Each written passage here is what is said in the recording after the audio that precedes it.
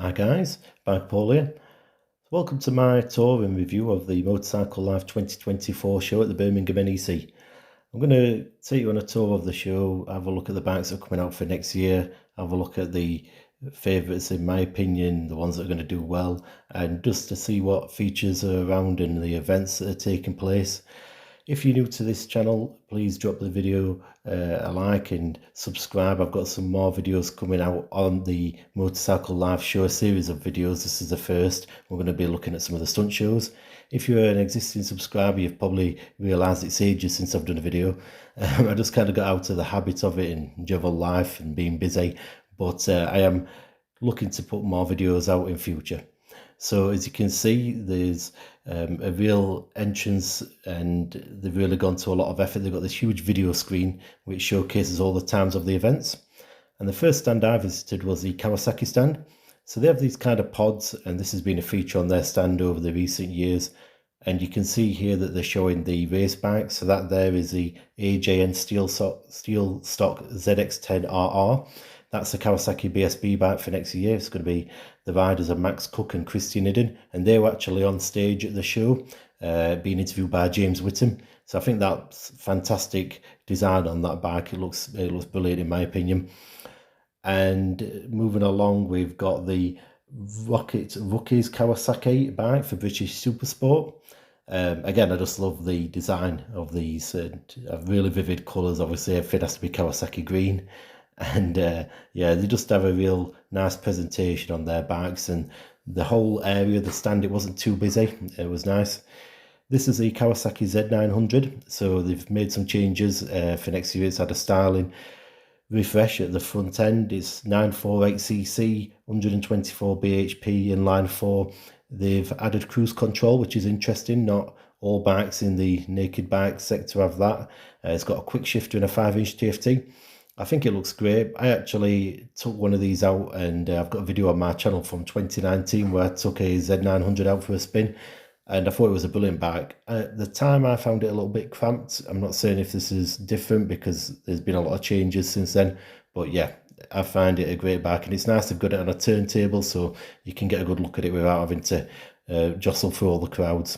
So this one is the Kawasaki Ninja 1100 SX. Again, it's been updated and overhauled for next year. There's an SE model and an SX. The SE is just under £14,000, 13,999. The SX is 12,249. And yeah, these have got a lot of features. The SE has Brembo monoblocks and an Öhlins rear shock. As standard, they've got a quick shifter, an app with voice commands. Weight is roughly 235 kilograms. And again, for a sports touring bike, I think these look fantastic. I've always been a fan of the Ninja 1000 and the SX and the different variants that they've had. Obviously, you can see the Brembo brakes there. And overall, a very interesting stand. Obviously, I've highlighted these two bikes. These are ones that have kind of seen the most significant changes. But there's a lot of bikes as the Kawasaki stand, as you'd expect. They've got the H2 range and some kind of cruiser bikes, and yeah, all sorts of different models available to have a look at. So moving on to the Ducati stand, as you can see, there's Leon Haslam there and Ben Curry being interviewed on the stage. We've got the Ducati Panigale V2S. So this one is an 890cc, 120 brake horsepower, 176 kilograms, just shy of £15,000. There's also the Street Fighter V2. That one's just shy of £14,000 in the UK. I mean, it looks amazing. A little bit out of my price range, and it was only brief footage. The stand was very busy, and it was difficult to kind of get some good walk around videos. So, but yeah, they look fantastic. And as you can see here, we're onto the CCM area, and I can see that they've actually really upped their game. So previous shows, I mean, I've been going now for the past 20 years to the Motorcycle Live. I've not gone every year. I've probably been to about 8 or 9 shows in that time. And CCM, from what I recall, used to have a very small area. Now it's quite large. They've got this road design, as you can see, going around the outside. They had a virtual reality area where you could put on a headset, and I guess a little bit of fun there with a MetaQuest headset or whatever it is. And yeah, as you can see, they've got a lot of accessories, seats, tanks. clothing, and it was really well laid out. And a lot of the bikes are very interesting with CCM. Obviously, they're mostly 600cc single cylinder bikes, but they look really funky. I just like the design and the style of them. Possibly not one I'd buy myself. I guess if money was no object, I'd like to have one. But yeah, they are very unique and interesting looking bikes, and it was just really well laid out and a nice variety of machines, and some of them were stunning. As you can see, this one here, this one was drawing a lot of attention. So I definitely recommend paying CCM a visit. A couple of smaller stands here. So we've got CF Moto, a Chinese manufacturer. They've got some big bikes now, like the 450 MT adventure bike. That one's really popular. I know there's some other models. I'm not that familiar with their range, but I believe they've got some models coming out next year. We've got the MV Agusta stand, and again, some new models. I'm not also a massive loop on the MV Agusta range. I mean, the bikes look amazing, but they are a little bit out of my price range for sure. I believe that one there that we're looking at here is 147 horsepower, 798cc. Feel free to correct me in the comments if I'm wrong on any of this. I just thought you might be interested just to have a little look at the MV Agusta bikes. The CF Moto MV and MV Agusta stands were very busy. I think because they're so small, it was very difficult just to actually get on to take a look at the bikes, but interesting as always. And on to KTM now. So these are the 990s. One thing I found interesting was the 790 Duke. It seems to have come down quite a bit in price. I was looking at this recently as a potential buy when I swapped, and as you can see, it's 6741 is the price on the 790 Duke. The only thing that put me off is the reliability. I've heard different reports, especially on the 790 Duke, and ultimately I wanted a reliable bike, and I will put out a video soon on the bike I'm currently riding. I'll not spoil that now, that'll be a future video, but overall, some excellent bikes. As you can see, we've got the KTM 990 RC. There was a track edition and the non-track version. These are obviously aimed at the super sport sector. I mean, they look incredible just from the design point of view, and obviously they're so vivid with the colour scheme. But I do like the design of them. I'm not normally a massive fan of wings on bikes, but I don't think they look out of place on that. So moving on, we've got the 390 Adventure R. So this is 399cc, 44 brake horsepower, cruise control, 5-inch TFT. I believe the price is going to be around about approximately 5,700. I don't know if that's confirmed yet, but yeah, this is an R version of the existing 390 Adventure. I think it looks great. Depending on the price, it's obviously a very congested market with the Himalayans and the CF Motos. There's a lot of small capacity adventure bikes now, but I do like the design and the style of that one. And onto Triumph. So I'm a big fan of Triumph. I've had two street triples, a 675 and a 765. As you can see, we've got some of the motocross bikes. I'm not a real fan of motocross, so I'm not that familiar with them. I know there's a 450 and a 250. There was a bit of video there with Call of Duty, so some kind of collaboration going on, I'm not certain. I like this one. It got kind of a gold wrap, anodized finish, and there's a little bit of mention there if you pause it where it goes through that they've got different graphic packages or kits that you can buy, and yeah, pretty spectacular, that one. And again, Triumph stand, really good, very large. You've got a lot of different bikes, obviously, to show. They've got the adventure bikes, cruiser bikes, new bikes for next year, like the Tiger Sport 800. They made changes to the speed between 900 and 1200. And they've got the Daytona 660, which obviously been out a little while, but not everybody might have necessarily, seen that or sat on one. And there's a lot going on, so they've obviously got some interactive elements, some competitions like the spin the wheel. This one is a Elvis edition. It's a Bonneville. A bit of a tenuous link. Apparently Elvis purchased some Triumph motorcycles for his friends, so they've released this one-off kind of special edition. Triumph tend to do that. They've got a lot of special edition bikes. And we've got a Moto 2 section here, so it's showing off the British Super Sport Moto 2 bikes and the link to the Triumph Street Triple engine. And this area is a manufacturer I've not necessarily seen much, unless I've missed it in the past. This is Peugeot, and mainly scooters. Although it says Peugeot motorcycles, I'm not certain they've got a specific kind of motorcycle in their range as such. It's more small and maxi-sized scooters, but I may well have missed them. it's just I've never ever seen them in all the time I've been going, so I thought that was interesting. The fact that Peugeot have got an area. We've got Fantic Racing, just showing off one of their race bikes, and a little area here. So we've got Zontes. Again, I'm not massively familiar with their range, so I'm not going to be going or mentioning their models as such, but the more the merrier, I believe. It's great to see manufacturers coming to the show. And this is just as I'm making my way to the Honda stand. So the Honda stand was huge, as you'd expect, really, really busy. So difficult to get a lot of footage. I actually turned up only about 30 minutes after it opened, and this was on Sunday, the first Sunday of it opening. So yeah, it was busy from the get-go, really. And the reason with Honda stand being busy is mainly down to two bikes, really, which is the Honda Hornet 1000 and the 1000 SP. Really down to price. So as you've probably noticed or heard, these two bikes are coming in really competitively priced. The Hornet is just under £9,000 and the SP is just under £10,000. So really competitively priced. Obviously, they're 4-cylinder 5-inch TFT. The SP gets Brembo style EMA brakes and a quick shifter. And if you can see there, it's really kind of standing room only.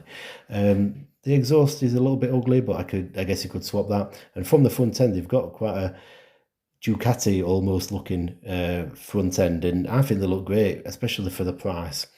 They are around 211 kilograms in weight. I think they're going to be really popular, especially in that category that they're being launched in.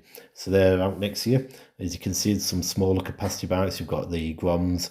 I believe there's a 750 Hornet on here as well. And it's just a really good variety of bikes. Honda always have an excellent variety. They've got everything really, scooters, adventure bikes, all sorts. And then this one is the Honda GB350S. So this was previously a bike that was popular for years in Asia. It's now in the UK. 348cc, 178 kilograms, air-cooled, single-cylinder. And personally, I think it looks fantastic. I think they've nailed it with the looks. I'm not a massive fan of these small capacity bikes, but if, again, I had an unlimited budget and able to have more than one bike in the garage, I'd probably have one of these as a second bike, just because I think they look so cool. You've obviously got the LED lights at the front, and in my opinion, it's not too much different to some of the Triumph modern classics or retro bikes. And that price, I mean, that's fantastic. At under £4,000 for a brand new bike, and especially one that looks that good. So yeah, I'm really impressed with that. So that's the Honda GB350. And over here we've got some Honda race bikes. So we've got the TT John McGuinness anniversary special one. Obviously this is John McGuinness, Tommy Bridewell, and Jack Kennedy. And with it being BSB bikes, so a lot of BSB riders around. I saw Rory Skinner as well, and it was just a great day. And it's nice to see manufacturers put the effort in and show you the race bikes as well as the bikes that are going to be on sale. So this is the Suzuki stand. So there's a couple of new bikes for next year from Suzuki. We've got the DRZ, which is the Supermoto variant and the off-road version. There's also some minor changes. So this is the Suzuki JSX 1000S, I believe it is. That one's going from, as I understand it, an LCD dash to a full colour TFT. They also had a feature on the Suzuki Hayabusa for the 25th anniversary, so a range of different Hayabusa models, and that was interesting to see. Again, Suzuki have got a big range of bikes, so you've got the off-road bikes, you've got the 800DE and RE adventure bikes, and small capacity, large capacity. So it's a really great manufacturer to visit, and it wasn't too busy. It was easy to get around, as you can see. So this is the area on the Hayabusa. So that's the current model, and I think actually, although the Hayabusa in terms of its design is not personally for me, I think that looks great in those particular colours. So I think they've nailed it with the colour scheme there. And basically moving along this line, these are the different variants. So this one here is the Gen 2, so the Generation 2 Hayabusa. Obviously, it's such an iconic bike, kind of the first hyper bike, I guess you could say. When I first got into bikes, I passed my CBT in 2003. These were, on the scene, and there was such a big deal made out of them. You've got the Generation 1 version there, and I think one of the reasons, other than the speed, is that they are so kind of customizable. You see so many people doing different things with them. Obviously, they kind of make great drag bikes, as you can see with these next three that are coming up here. These are mainly turbocharged ones, and you see them in America where they kind of get stretched out, and they're just a modifier's dream with the amount of things that you can do to them. And I almost find that with Suzuki bikes that tends to be a thing. I had two SV650s when I first passed my big bike test, and again, those bikes are the ones that can easily be modified, and you always used to see them modified, and a lot of people take them racing and track days, and yeah, they tend to make it quite easy, as I understand it anyway, from what I've read and reviews and so on, Suzuki to kind of work on their bikes and make gains in terms of horsepower and so on. But yeah, it's such an iconic bike, the Hayabusa. Obviously Marmite in terms of looks, but they did make a big impact on the scene, and the fact they're still going now says a lot. So as you can see, just a little tour of some of the other bikes. Got the 1000 GTs, some motocross bikes and off-road bikes. I believe we've got also V-Stroms is a shot of the 800. I believe that's an 800 DE, and possibly kind of Dakar or Dakar colorway. I'm not certain on that one, but I was looking at the 800 DE, which is obviously the bike that you can just see there. When I was contemplating changing bikes, I was looking at adventure bikes, and all the reviews, everyone was raving about them. It was obviously a tie between that and the Transalp, the Honda Transalp, and that's the RE just next to it there, the road-going version. So this one is John Reynolds, Suzuki JSX-R 1000. So this is a title-winning bike. I believe it's from 2004. Again, this is round about the time I was really getting into bikes. I saw a lot of the British Superbike Championship on TV, and it's fascinating really to see the bike. And as you can see, he's got his levers and the helmet in the background. I believe he might have been there on that day, or certainly it was possibly the Saturday was there. But again, celebrating a bit of an anniversary there, and that bike is just overall just really interesting. Obviously, different kind of tech to now. Probably not all the lean sensitive like traction control and everything else, but it's still interesting to be able to take a detailed look at it. And obviously around that part you can stand back and admire that and have a good look at it. It's not too busy, so I'd recommend having a head over to the Suzuki stand and taking a look, because they have got a lot of interesting elements to it, not just the bikes. This is the ATAR, Suzuki ATAR. This is Powerslide Motorcycles. I actually purchased my bike from them. They're based in Derby. They're an excellent dealership. So moving on, we've got the DRZ. This is the Supermoto variant, and these bikes 154 kilograms, 398cc, 5-speed. They have got traction control, switchable ABS, again coming out next year. This is a bike that, as far as I understand, used to be available in the UK. It's not been now for a long time, and they're kind of bringing this one back. They'll probably be really popular. Obviously, this is a Supermoto version, but the off-road variant will be excellent for green laning. Depends on the price, and I'm not saying they've set a price on these, but it's going to be competitive, or it'll need to be competitive. But yeah, I know there's a lot of hype about that. So moving on to Yamaha, they've got quite a few bikes that are coming out next year. Some changes to existing ones, and then some brand new bikes. So they've got the Chaser 9 GT, which has had an overhaul. You've got the new R9, and then you've got the automatic transmission, the AMT system, which they've starting to introduce onto their bikes, like the MT-07. So again, very large stand, a lot going on. Not too busy, you could get around quite easily really. They've got some of the off-road bikes, as you can see there, and nice area with merchandise and so on. And yeah, they always put a lot of effort in, Yamaha. I've often made a beeline to their stands. I used to have a Yamaha MT-09, and as you can see, we've got the XSR variants, the retro, basically like an MT-09, but with the full retro styling. And I like the Lucky Strike version there, that looks fantastic. So some really excellent bikes, and as we move along here, we can see some of the race bikes. So this is the BSB winning bike of Kyle Rides. And yeah, what an epic race that was, the last race of the season against Tommy Bridewell, where he clinched his championship. So it looks stunning, that bike. I went to BSB rounds, I went to Donington and Cadwell this year, and yeah, was fascinating, really. I always try and get to at least one BSB meeting a year. But yeah, these bikes look awesome. You've got the R9 there, and this is the kind of full track version. So it's got all the special track kit applied to it. And then next one along is the blue version. This is the R7 again.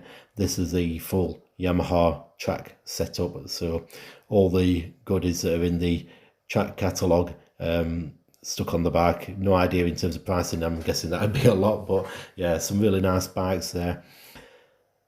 And overall, really excellent and a lot to see on the stands. This is the Tracer 9 GT, so price is from 14,350.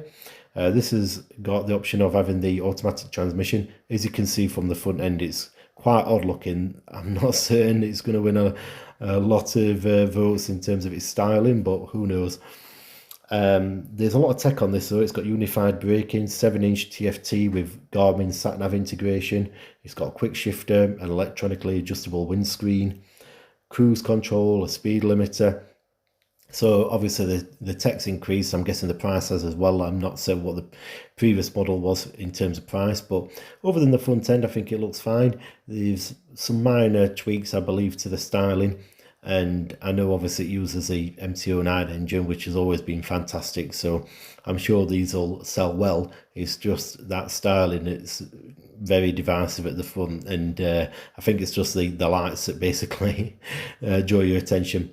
So this is the MT-07. Again, this is available with the automatic transmission option.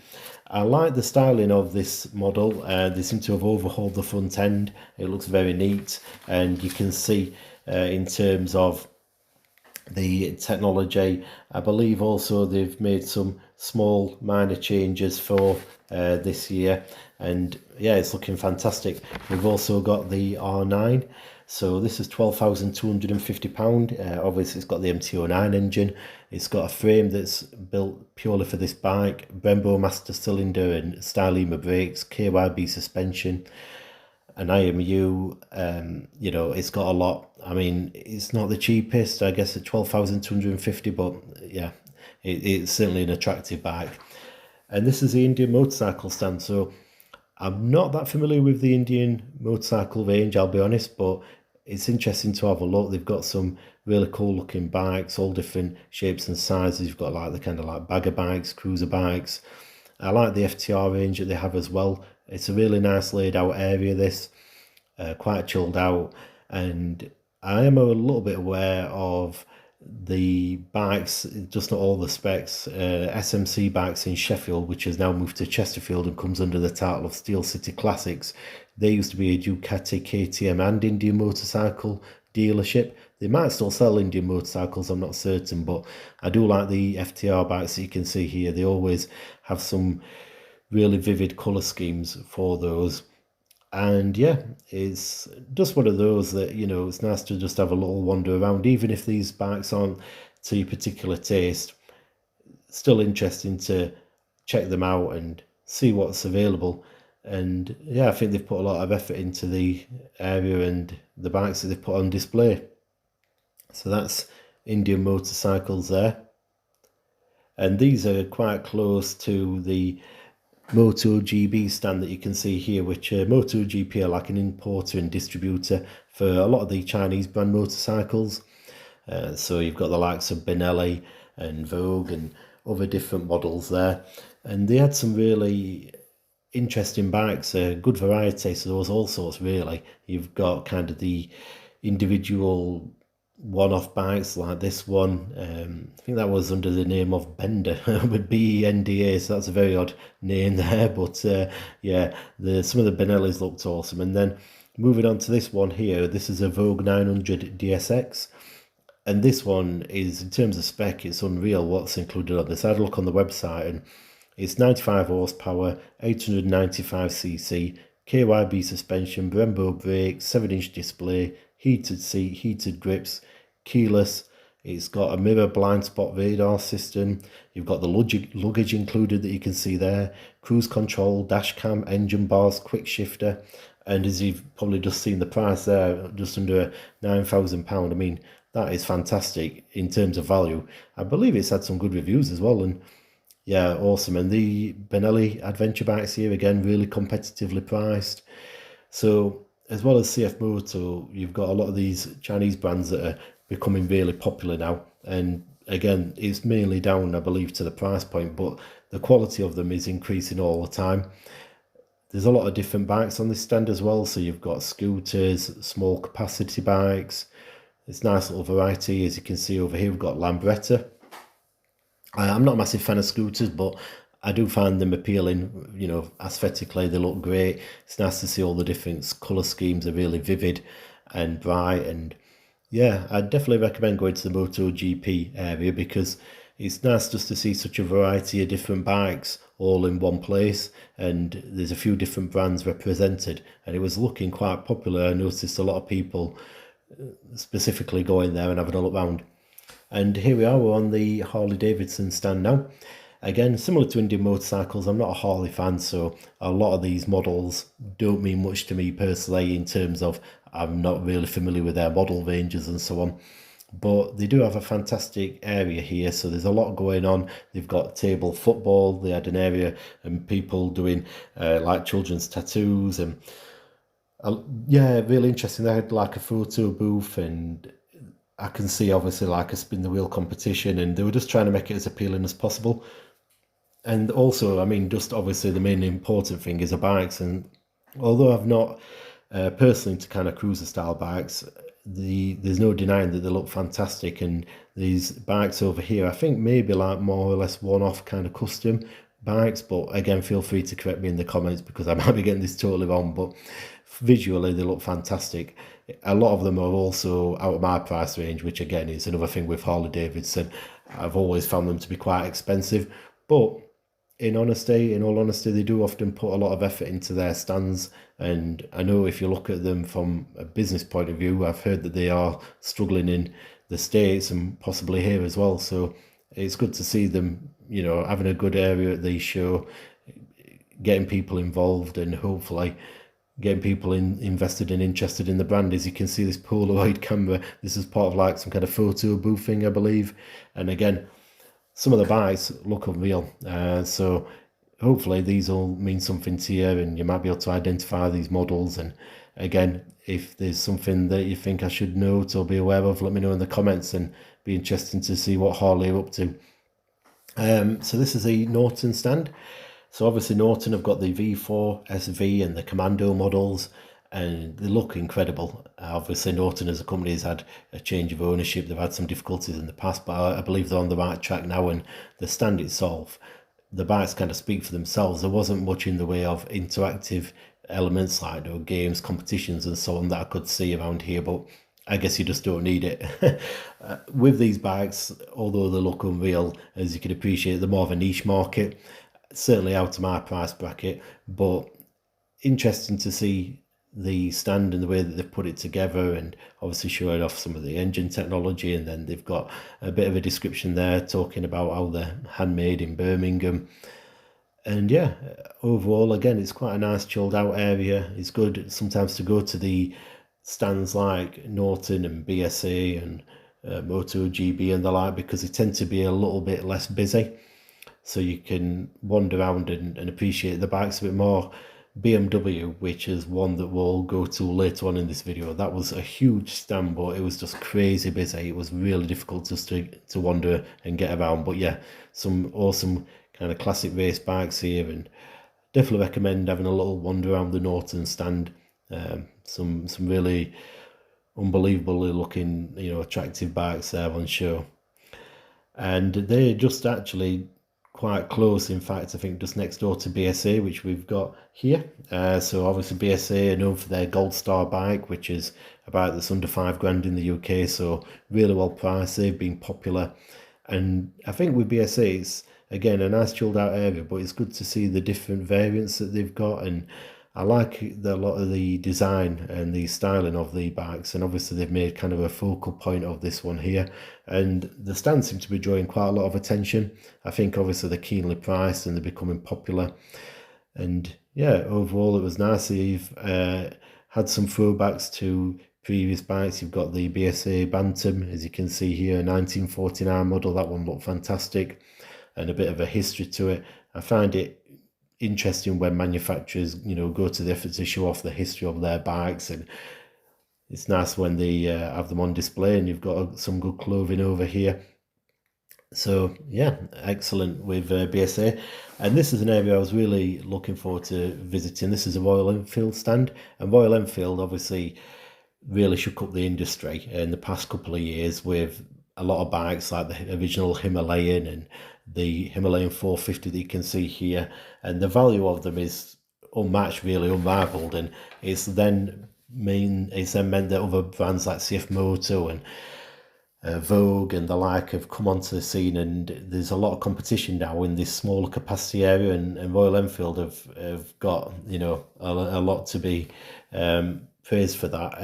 In terms of the Himalayan, you've got prices from 5,750 for the tubeless or the tube version. Again, fantastic pricing. So these are the bare 650 models. These are due out next year. 650cc parallel twin. These start at £6,749.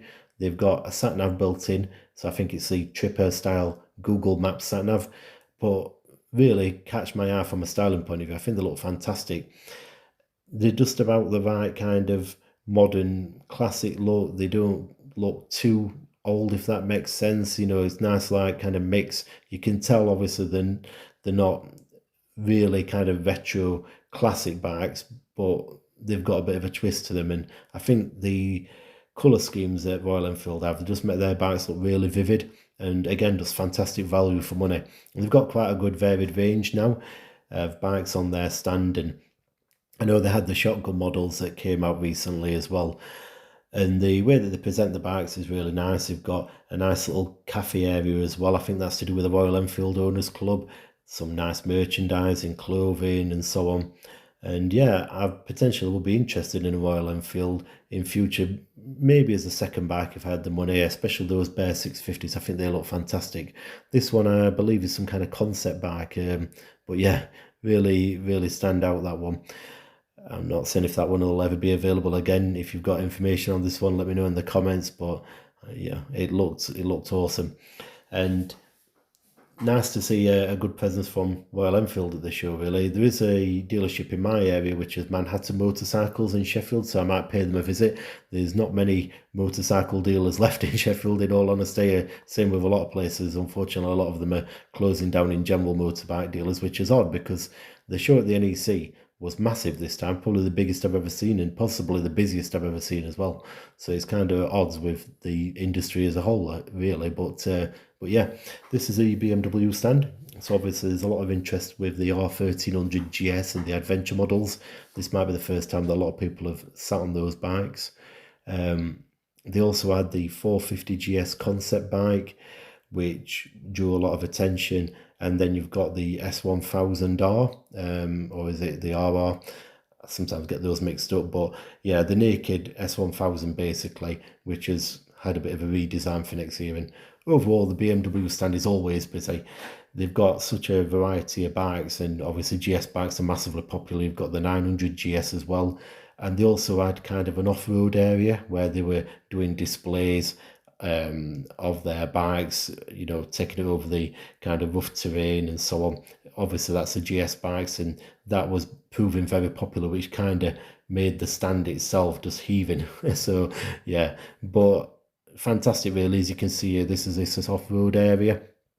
I think they've got several shows a day going on there, and it's just free. So if you're around the BMW stand, if you just have a look, they'll put the times up on the board. I believe this one was a rolling road that they got set up, and yeah, it was a huge stand. It seemed to me personally to be the biggest stand at the show, the BMW one. I could be wrong on that, but it covered a fair area of one of the halls. That's for sure. Sorry. And then, as you can see, they've got some concept bikes like this BMW R20 concept, very interesting looking. and they're quite known for their concept bikes, BMW. Obviously, not all of them are going to see production, probably most of them won't, but I do like the design and the styling of them. And they have a lot of obviously one-off customs. They've got the R9T range as well, and this one caught my eye. Again, just interesting. This one is an electric bike, very futuristic looking, so not necessarily I'm so sure it'll be something I'd look at in future, but it's nice to see them on the stand. And they had the whole M range of bikes. As you can see, they've got the merchandise going on. So yeah, a lot happening on the BMW stand. You've got Peter Hickman's BMW there. Again, it's nice to see the race bikes on display. Just being able to get some footage of them is tricky though. As you can see, it's so busy, and this was probably one of the quieter parts of the day. And then moving on to this, we've got a heritage area. So this is kind of all the classic bikes assembled in one area. So you've got Royal Enfields and just some awesome, fantastic looking machines here. You don't necessarily get to see them all. I think normally these are at the Motorcycle Museum, which is in Birmingham, a lot of them. And I went there recently, and I would recommend that as well for a day out. They've got some fantastic bikes there. They've got hundreds spanning all different eras, right up until probably early 2000s, I'd say, including TT bikes, and they go all the way back to the 1900s. So yeah, just really interesting just to see how obviously it's all advanced, and we can see some Royal Enfields here. And there was a bike that they were working on, I think it's a Francis Barnett, they're doing like a live restoration on this stand as well. So yeah, so much going on. I mean, as well as this heritage stand, they had BSB simulators, they've got stunt shows happening, they've got Grace Webb, which is kind of talking to different bike manufacturers, and yeah, just a lot happening at the show. I think there was also kind of like a music element to it, a live stage. I think you had to pay extra for that, and that was in the evenings.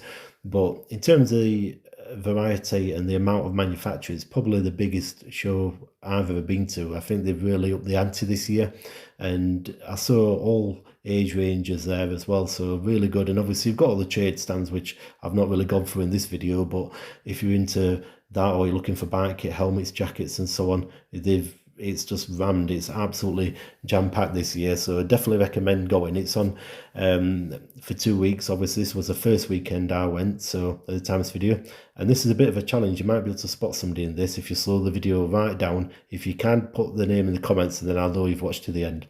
All right, well, thanks again for watching. Some more videos coming soon, so feel free to give it a like and subscribe. Okay, cheers, bye bye.